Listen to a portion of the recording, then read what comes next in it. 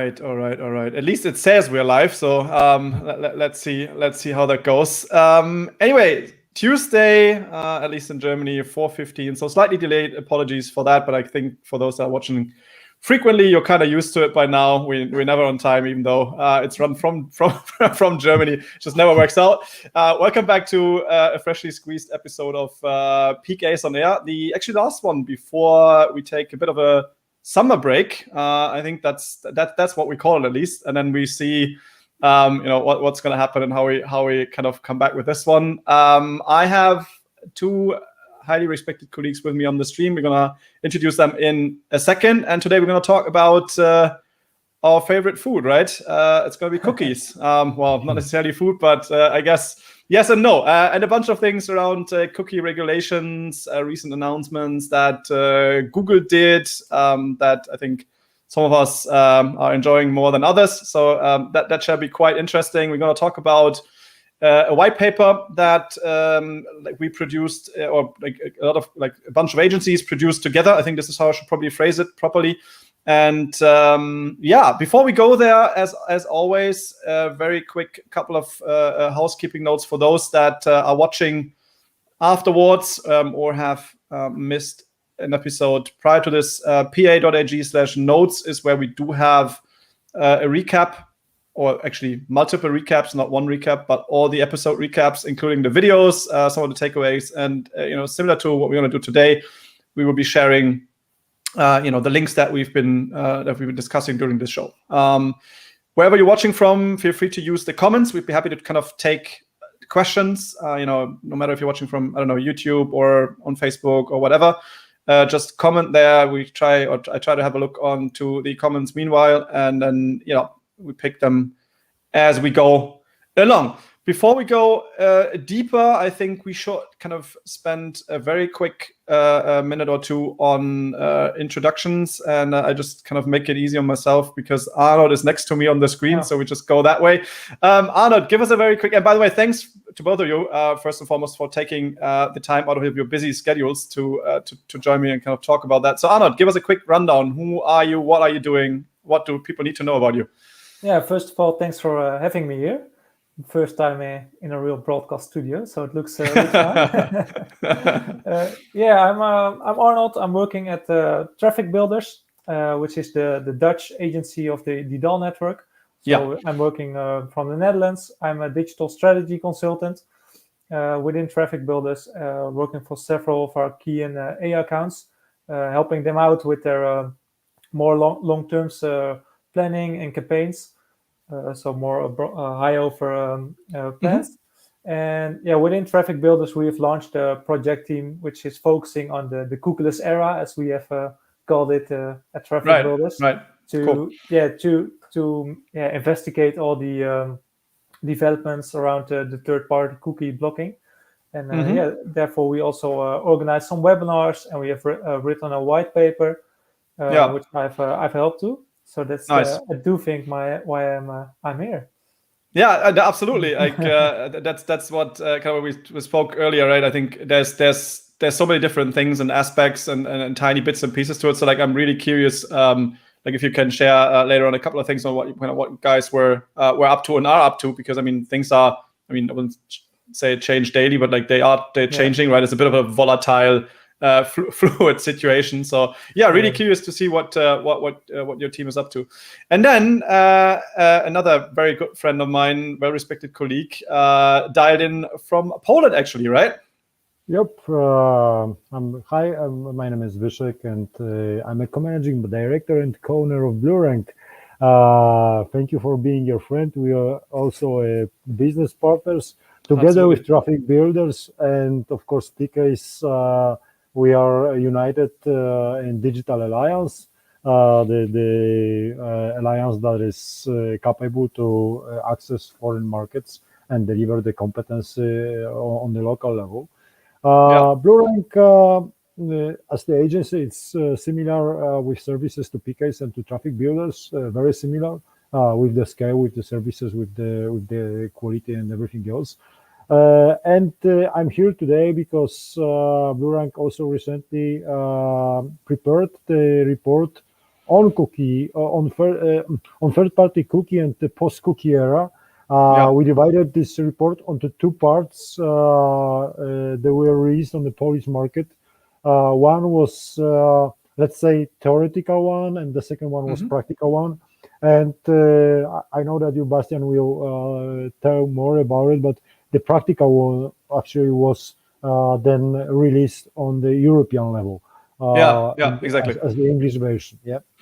Yeah, but no, I mean, this is also really cool because you have, as you said, like you were involved kind of in the first one as well, which I think was more like a Bluerank effort than anything else. So maybe like before we put up the one that was kind of co-produced in English, maybe you can give us like a quick background. I mean, I think we all understand somewhat the importance, but maybe to kind of get everyone onto the same level. What was your motivation? I mean, or your team's motivation to kind of go that direction, right? Like what caused it initially? There was a clear motivation just to help our clients understand what will happen if they used a third-party cookie, or if their marketing is based somehow on a third-party cookie, or they are in the transformation to the first party and to other technology solutions. Then the main objective of this publication, having actually around 50 pages, was help them to understand what will happen, what are the potential risks, and what are the potential actually opportunities in case of this situation, and actually that this is not a threat. This is not a werewolf that is incoming, but this is rather kind of a situation that follows the general requirements from the user perspective. That is not only about the law regulations coming from the EU or wherever the statement comes from. It's about human requirements that we want that we require more privacy, and then so the support was the first of the main objective. And of course, when we started to work on it, then we immediately understood that we can describe the situation, but the best possible way is to give a practical insight how companies can react, how other agencies can react in this case, who still rely on third-party cookie, what they can change in their strategy, in their technology or methodology, just to be prepared for magical 2022 that actually we already know that appeared to be 2023.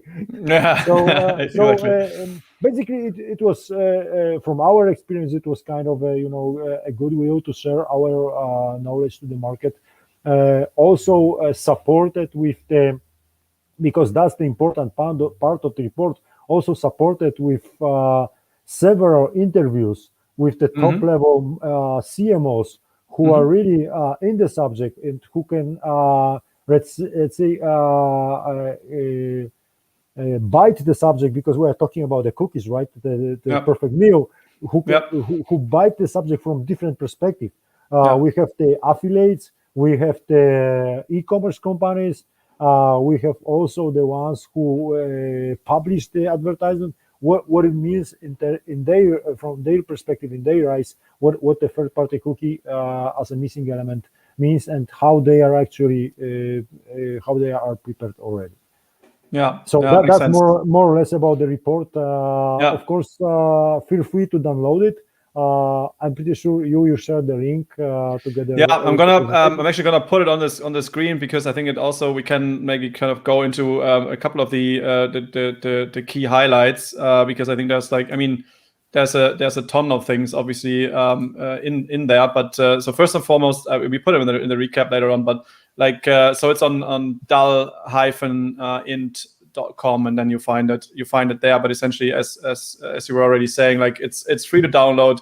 I think this version, the English one, is roughly 30-ish pages, if I'm not wrong, and it kind of gives you a bit of a glimpse on what's going on behind the scenes. But maybe Arnold, maybe we can set the scene on one thing, because I think there's a lot of confusion there. Can you maybe just give a quick view on the differentiation that you guys use and probably work with as well, like, third-party cookies, first-party cookies, what's the fuss all about? What's the technical kind of element behind it that's going to change? Maybe can we find a very practical example? Because like the one thing that I struggle with, or like that I saw the team struggles with a couple of times, is that some of the like clients don't even really are fully aware of where they rely on what type of tech, right? So maybe we can start with that before we go even deeper. Yeah, it's very important to know the difference between first-party and third-party cookies. Yeah, that's also something we have highlighted in the webinars we've presented, because we noticed that a lot of clients of us didn't know what was coming. So therefore, we informed them more about what was coming, the subject, but also give them some more background information. And to make it very simple, like first-party cookies are cookies which are stored by the website itself. So when you're browsing to, for example, Amazon has got some analytical cookies stored on the website itself. So also to make it very friendly for you when you're place a product in your so it's gonna say, so they can be used for various things, right? I mean, cookies can contain, can be login information, can be any other kind of convenience thing, right? Personalization, etc. Okay. Yeah. Just to remember, for example, the card you have left behind, so you don't have to search for your products again, etc. So those are cookies which are stored by Amazon itself. So it's first party; they just belong to them. But in this case, Amazon will also use third-party cookies, and that are cookies which are stored by another website than Amazon. So, for example, when they make use of a Facebook pixel, Facebook is storing cookies on their site just to track you. So that's the difference between the first and third-party cookies, where the first-party cookies are more analytical and stored by the website itself. The third-party cookies are stored by someone different. So essentially, would it be a fair statement then to say, like, whenever you kind of include or fetch external resources in any way, right? It can be a script, but it could also theoretically be, I don't know, like an iframe or like even a video, like a YouTube embed or something like that. That there's at least theoretically the possibility that host or that site is actually setting what we call the third-party cookie, right? Yeah, that's good summary. Of course, according to the current regulation, the site must inform you that must inform.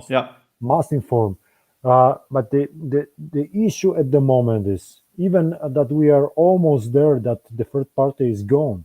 The issue is that even the way of informing, the pop-up banner, the pop-up window, whatever the frame. It's in thousands of standards, or there is no one standard, right? Yeah, exactly. No standard at all. It's absolutely not regulated, because what the authorities say, they say, okay, it must be regulated because you must inform and obey the GDPR, but they don't define how to inform the customer or user about the cookies. And now, everyone who watches us at the moment, or who will watch it later on, now ask yourself and make an honest answer. Did you read the regulations that pops out in the window? Exactly. No, because usually it's kind of a banner blindness in this moment. You just click accept because you want the content that is you want there. the content, you don't care. Exactly. Of course, whatever the content is, it may be the fresh article, it may be something interesting, it may be the e-commerce product that you want to buy from the retailer. Whatever it is, you just want to get there. It's kind of a let's say very light barrier on the way to get there. But the thing is, because it's not regulated, you are either questions with the simple question, do you accept the cookies and whatever the story is later on, but this is just one message, and it can be as complicated as the several options to select from, what kind of cookies for what kind of purposes, etc., and what kind of third party will use the cookies. that you are already tired of reading the whole list because there are 52 of them, for example, or 7. Listen, there was now I got it in my mind. There was a research by the cookie bot that the average number of cookies stored at the homepage is 50 something. And on the sub page, if you are making just a general search, right, and you are going to the directly to the sub page, the number is even higher, and it's 70 something cookies stored at the sub page. So at least 70 parties are waiting for your customer data to be used, and then spam you with the communication that not exactly is the one you want to receive, because it's all about the match between the message you are getting and when you are a receiver and the one who broadcasts the message. That's the whole story. It's the kind of a TV show that you don't want to watch, but you have to watch it because you already shared your data. Yeah, and then I think there's also this issue, right, where we even have different regulations. I mean, you mentioned the big one, which is obviously GDPR, right? And there's regulations on e-privacy that even has a bit of a different take. I mean, again, I'm not a lawyer, and this is probably also important to mention. So no legal advice. Whatever we're talking about here is just educated guesses. Let's put it that way. But then there's different legislations and regulations also, country, but it doesn't really matter if I access, like, I want the UK side. I don't care what kind of, regulation is in place. So I think this is like another complexity. And I think one interesting fact that you mentioned, because you said cookie bot, and there's a bunch of those cookie consent providers, right? I mean, there's always often different motivation behind the banners, right? So we had some very successful projects actually where we proactively went down to optimize the opt-in rate for the consent, because at the end of the day, what we as marketers want, right, is more data. So even if we implement correctly, and there's the strong motivation for us that you actually as a user click that as you said, like the damn banner, even though you're most likely to not want to do that. But absolutely right. There's different parties, right? Because the data that is gathered there, it's actually the most valuable currency. There is even no converter for this currency. You cannot convert it to euro, or you cannot change it to dollars. It's the unique currency, as precious as time, I would say. Yeah, certainly true. So, Arnold, like, I mean, when we talk about that, is there any like specific observations that you guys made when you work in kind of in the Netherlands? Because I know like the e-privacy is more like a one thing that we see a bit more in the UK, obviously, right? So is there like how is that working in the Netherlands? It's kind of the same. So you have the banner regulations. Obviously, you need the opt-in in a way. Do you see, or did your team see like a lot of different ways of implementation, or is it always relatively straightforward? So what was your take on that? Is there anything that's stand out? At the moment, I do think that it's really straightforward, and I think the GDPR regulation was like 3 years ago. Then we saw a lot of advertisers were struggling. Okay, how do I have to implement my cookie bot, or another tool? How do I have to ask my consumers for consent? But now we're 2 years further, and we do see now it's really straightforward. And as mentioned before, almost all our consumers are clicking on "I agree" those cookies. Nobody's reading it. So we do see actually the same at that in the Netherlands. And do you get to like work a lot with your SEO team? Say in a way that is that this question of like does it impact my rendering or like web performance, or is that something that people don't bring up yet? So how does that feel for you guys right now?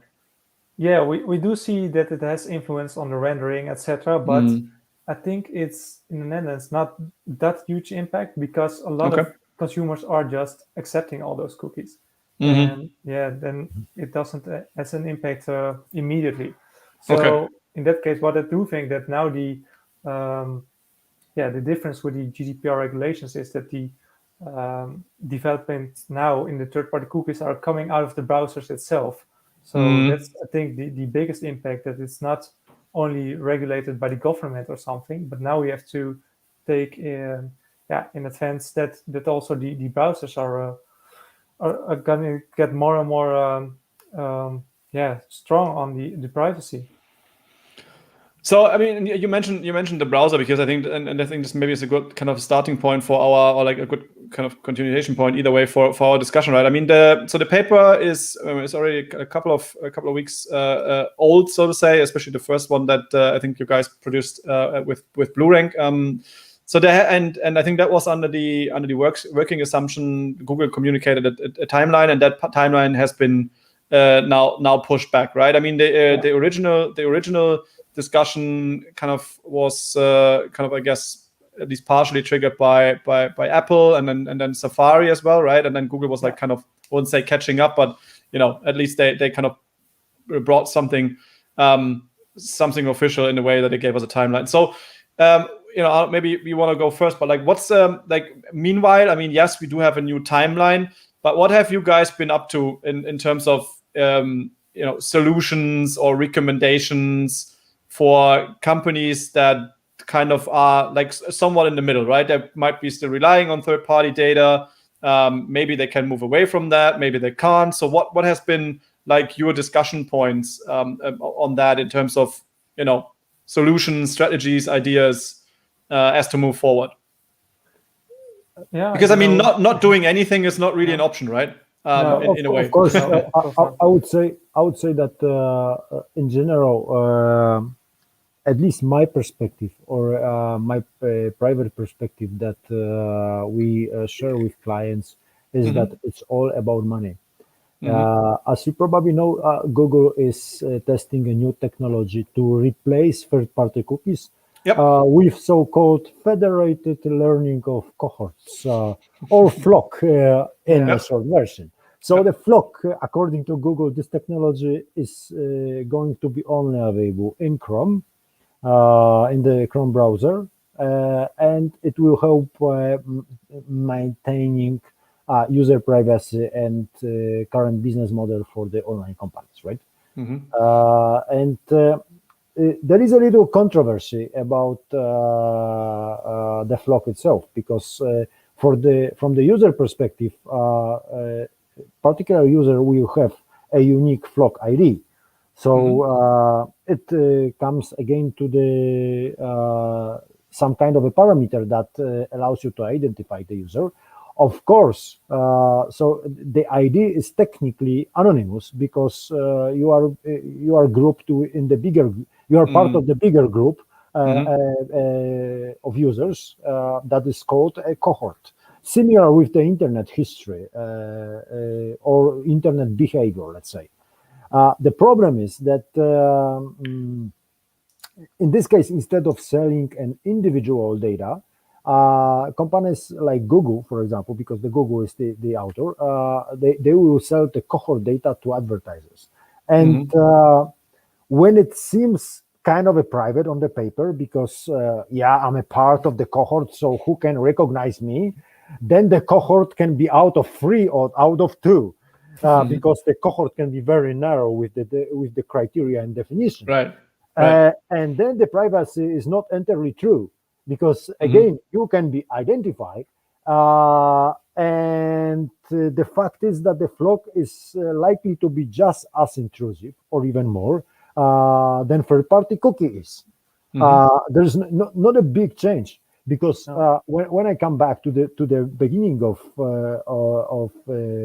this part, it's all about money. There is kind of a technology or method required to just target, personalize, and track customers and just deliver to them the message we want to broadcast, right?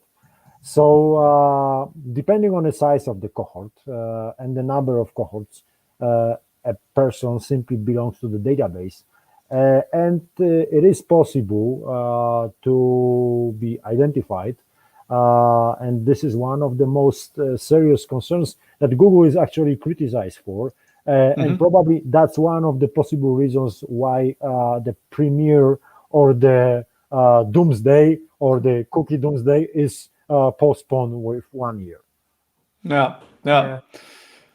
Yeah, I agree. And to come back at your question, Bastiaan, because even while Google has delayed it till 2023, we still advise our clients to take action now, because the other browsers like Safari and Firefox are already blocking third-party cookies, and besides that, they've also shortened the lifetime of a cookie to 1 day.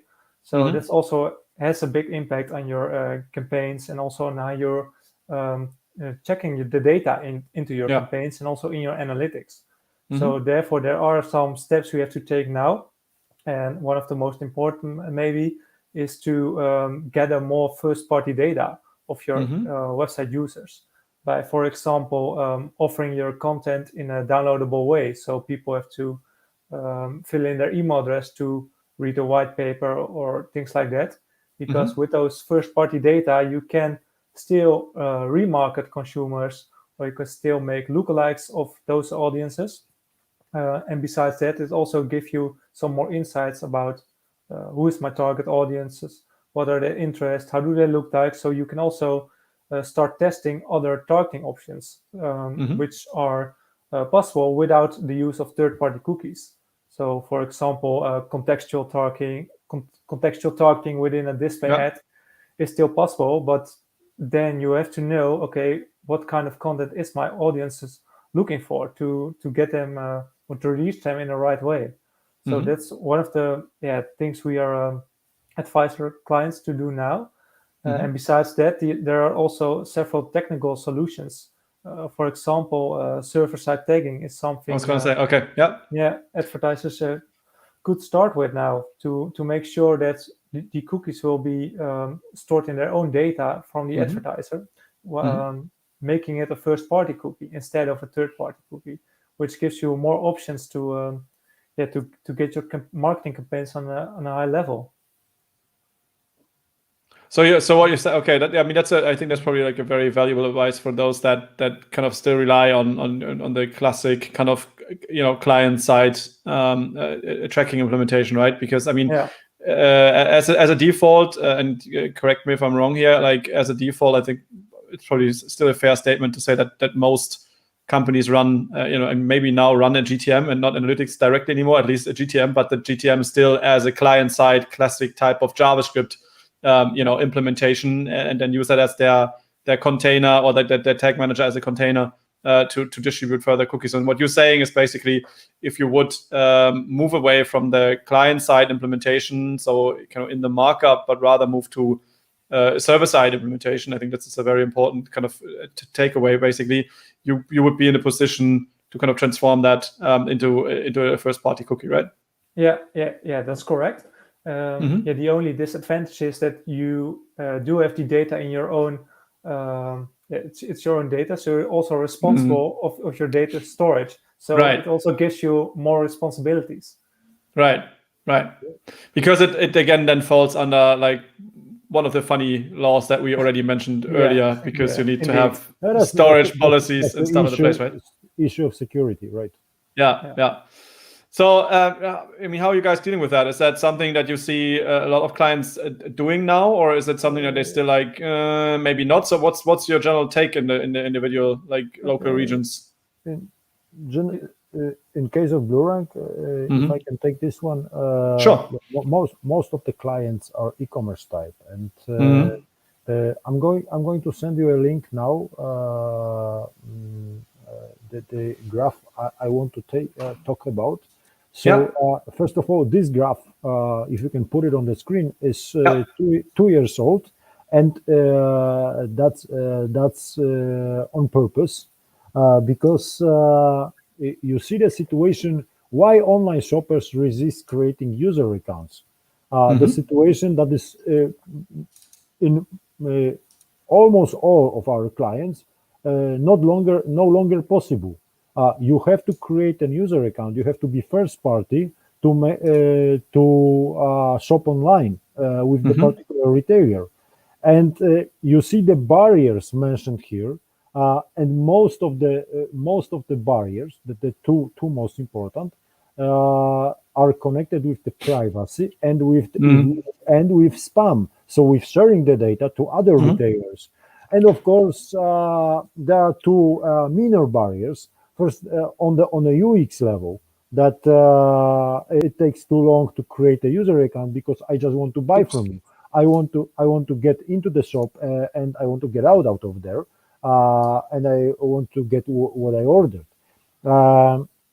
So what we recommended end of last year was, listen, you have to really remove from your shopping cart the option to buy products without any registration, because sooner or later you will be, of course, still happy because of the number of orders, the quick orders, but you will suffer from the missing data of your real customers. And most of our clients at the moment excluded this option.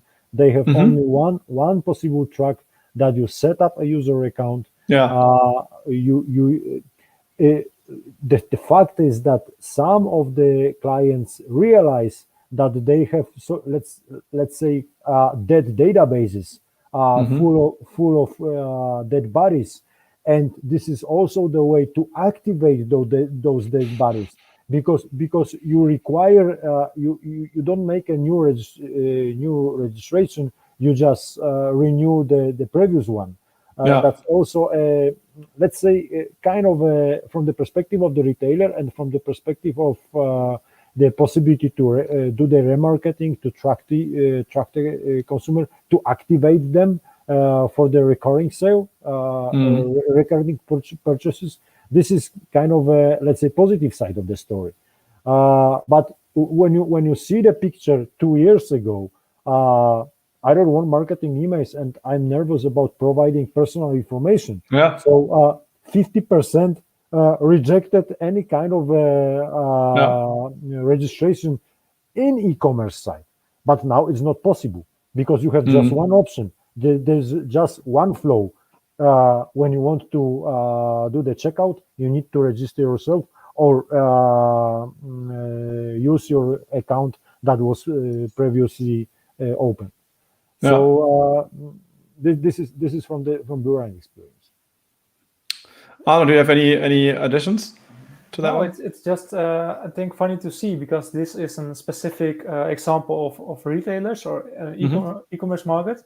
We also are working for a lot of B2B clients, and we do see that. And I'm curious if you got the same insights, but we do see that in the B2B market, a lot of clients are willing to give personal data if they can get content which have an added value for them. So they are willing to download an infographic or a white paper or something like that. But I think for us as agencies, and also for the advertisers, it's really important that you can provide content which has an added value for your target audience. Because when you can give an added value, then the consumers are more likable to give their personal information. Higher incentive to do that. That's very true.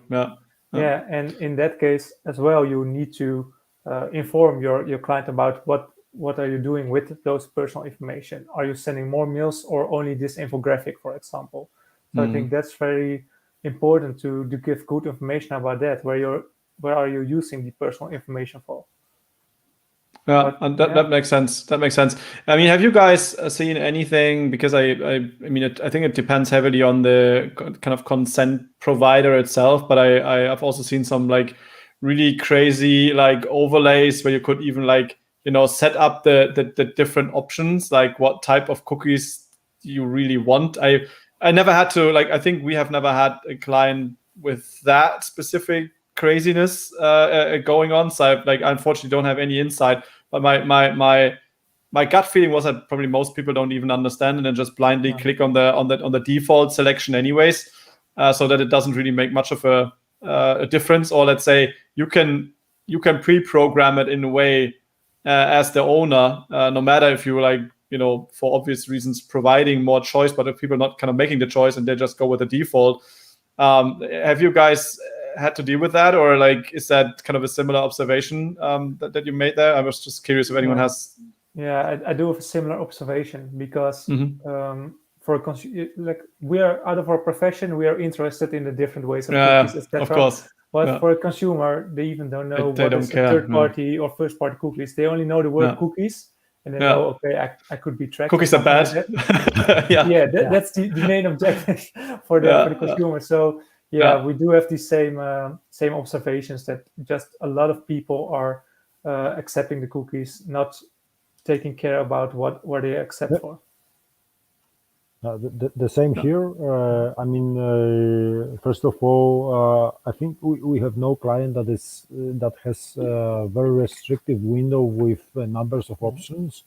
Most of the projects I saw on the Polish market, they are government projects that they need to be really in line. And if any kind of a tracking software is implemented there, then they want to say, okay, this is for understanding of the traffic, this is for remarketing, and this is just to have your registration process smooth, especially with the e-government applications. But the commercial ones, I would say there is a kind of an obligation to be fulfilled. And of course, for example, the retail wants to complete this obligation, wants to be in line, but there's this UX barrier. So there's a lot of consultancy how to do it in the most smooth way, or the most possible smooth way, without let's say too much consideration and too much thinking meanwhile the process. That's why I mentioned that there is no even kind of a standard or direction to follow, because everyone does whatever he wants. Just inform. That's the obligation we need to fulfill. I was gonna say, like, the uneducated user or site owner in this case would just say, look, I mean, I need to do it in a minimalistic way, because I don't want kind of to kill my conversion rate. I mean, this is basically what it is in reality, right? Yeah, that makes sense. So, like, I mean, if we fast forward, I mean, so you said correctly, I mean, no matter if you fast forward or not, because there's already some part of the data missing if you're not doing anything right now, right? And even now, Google kind of pushing this forward. So first of all, like, I'm kind of curious on a quick thought of what do you guys think as to why did they push it? Like, I wouldn't say it's rather uncommon. I mean, they sometimes do these things, but just like, is there any educated guesses that you guys want to make as to why they pushed it back? Yeah, I do think that, well, they're telling that they're pushing it forward to give us, the agencies and the advertisers, more time. That could be a reason, but I do think that they also want to give themselves more time, because they're working on their privacy sandbox, as already mentioned before, with the flock data. And there is a lot of critics out of the market about the privacy sandbox. And I do think that they do have to test more with it, maybe change it a little bit in the way of working. So I do think that they are not ready for it itself, and that's the main reason. At the scale that they would roll it out, that's what you say. Okay, makes sense. Makes sense. I think Arnold, it's a perfect comment. I would, if I can rephrase it, I would say most of the Google products, when you take a look in the top left corner, they have a beta description.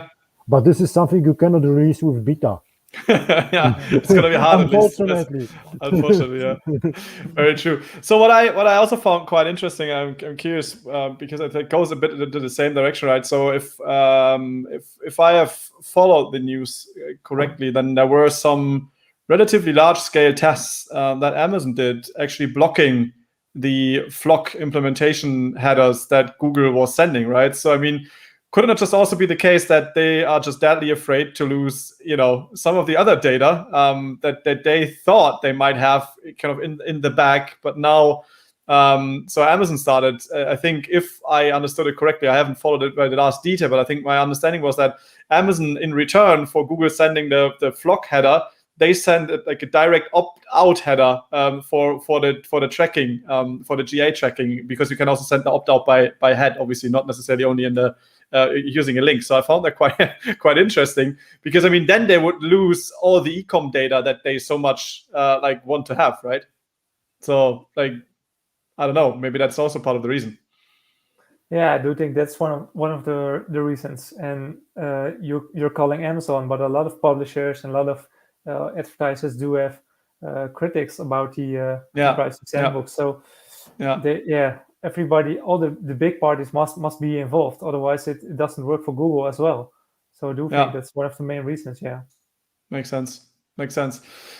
So I mean, what else can or do need people to know? I mean, I understand we need to change tracking in a way, at least if we want to be kind of up to speed. We probably need to rethink the way we identify people. That's what you guys both described in different ways, right? So be that through the shopping cart, be that through like various types of lead gen initiatives where I can then track better. I understood we also need to kind of educate companies and clients more around, like the likes of building data warehouses, and just storing data and all the responsibilities that comes with that.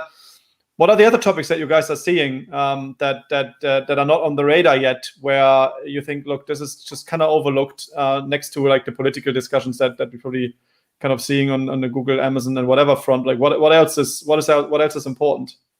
Yeah, I do think that, sorry, I do think go on. Okay, an important thing to keep in mind is that even Google has delayed it, we are already seeing the impact on blocking third-party cookies now. Also with the latest iOS 14 update, a lot of tracking isn't possible anymore within apps. So we now see in our campaigns that, for example, the remarketing pools within Facebook are becoming not as big as they were. So it's harder and harder to remarket people on Facebook. So therefore, it's also good to check how you're using your campaigns and how are you analyzing your data. So, for example, a prospecting campaign is now maybe you're checking, okay, what is the supported value or the assisted conversion value within a prospecting campaign. But with also the shorter lifetime of a cookie, you can see that clear anymore. So it's very important to set up the right KPIs within your campaigns to not make the mistake, for example, scaling down a campaign because you're not checking well how it's running. And I do think that's a big challenge for us and for our advertisers, because we're used to look at campaigns in a several way, but now we have to rethink our main KPIs and also think, okay, where do I use my channels for? Maybe Facebook will be more important now as a prospecting channel instead of a remarketing. Just to know something. Understood. Yeah. So before we take your comment, I quickly want to drop this in, because it's a very good point. I actually meant to ask you guys about it anyways. Like, we had a dedicated episode on like the iOS update and all the tracking kind of restrictions that came with it. So for those that are kind of following along, again, pa.ag/notes, there's the recap of this. What I'm curious about though, Arnold, kind of to finish this one up, like, one of the solutions that you suggested was kind of moving server side, right? So that would be part of the fix in that entire discussion, right? Because you would convert the cookie situation, correct? Yeah. That will be a fix, and also you do see that Facebook is have developed a conversion API, which also helps to track on your site what's happening, which will also make it easier to optimize your campaigns. So there are coming fixes in the market by the advertiser or by the platforms itself. So for example, the conversion API, but also a server-side tagging fix will be the solution for this kind of problems. At least for now. Zbigniew, you had an addition, right? Yeah, I just want to say that businesses like ours, I mean, agency businesses, are really challenged by the situation, because from the perspective of user, we have this requirement that, towards the brands that the message is personalized. And on the other hand, the same amount, because 80% of customers they want to receive a personalized message. And on the other hand, the same amount of people want their privacy to be secured. In terms, we are scared about third-party cookie. And we are in the middle, because on the other side of this equation, there is a client and actually marketeers who say, listen, this is a very challenging situation. Let's ask the agency to resolve it. And this is kind of a, let's say, chicken and egg dilemma, because either you will share your privacy, you will share your data, and you will get the perfectly adjusted content or perfectly adjusted message, perfectly adjusted advertisement that actually fits your requirements, your history, your interest, your status, your plans, or you will be just getting crap. Or at least a half okay default, right? But in a safe way. In a safe way, yeah. I mean, as safe as the internet can possibly be, right? That's very true. That's very true. But that's a really that's a really good closing, actually. Yeah. And the actual privacy, I want to say that depends on the consumers themselves, on the users themselves, because again, chicken and egg. At the one hand, they don't want to share their data because they are afraid about the registration. But on the other hand, they publish thousands of private pictures a day on Instagram. Yes, exactly, and everywhere else, exposing their self to the public, whatever the public is at the moment. Yeah, very true, very true. I think this hen egg, chicken egg problem is certainly valid in a lot of cases. That's very true. Gentlemen, thank you very much. This was good fun, and I think there was some really interesting bits and pieces and takeaways in this one. We will be obviously pushing this live. We're going to also put it to the Dall website in the future. The kind of link is in here and will be in the recap as well. So as we said already in the beginning, white paper is entirely free for you to download. So by all means, go there, have a look, reach out to us afterwards. I'm happy to pass on the questions to the two gentlemen here as well. With that, we already passed the hour, so I'm going to say my goodbyes to you two. Thanks for taking the time. That was really good. Much appreciate that. As I said already, last show for July. We're going to be on break during August, and then we will be back with Peak Ace on air in September. Thanks so much for dialing in. Appreciate you taking the time. Hope you have a good start into the week and will survive the rest, literally speaking. And there's a bit of sun outside. So yeah, we are over and out. Have a good rest of the week. Cheers. Bye-bye.